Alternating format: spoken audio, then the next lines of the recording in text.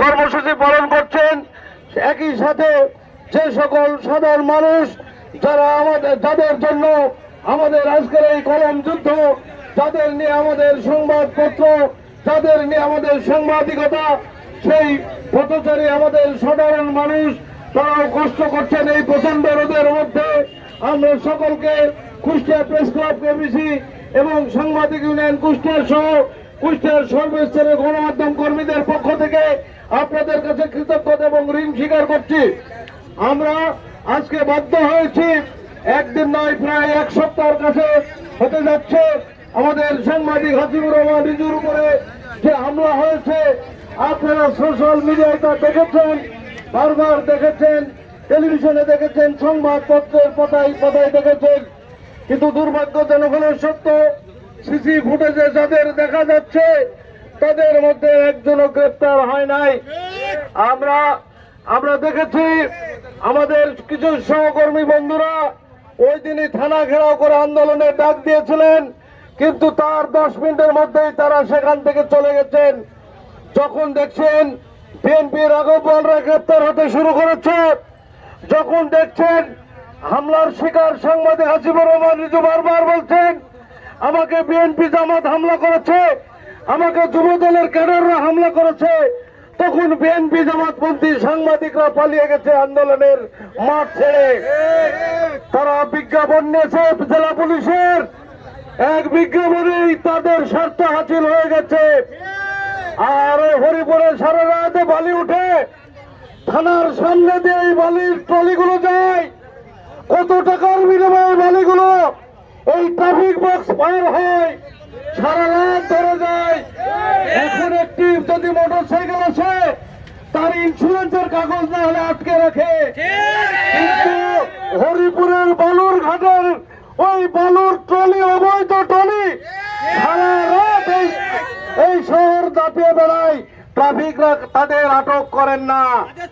কত টাকার বিনিময়ে মাসিক কত লেনদেন আছে তাদের সাথে, সেই বালির টাকা আমাদের সেই বন্ধুদের হাতে তুলে দেওয়া হয়েছে আন্দোলন নস্যাৎ করার জন্য।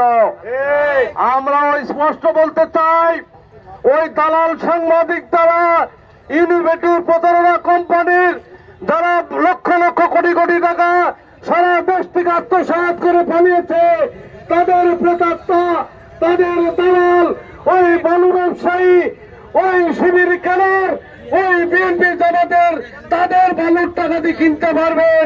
কিন্তু মুক্তিযুদ্ধের চেতনার এই সাহসী সাংবাদিকদের, এই বস্তুনিষ্ঠ সাংবাদিক, পেশাদার সাংবাদিকদের আপনারা কিনতে পারবেন না।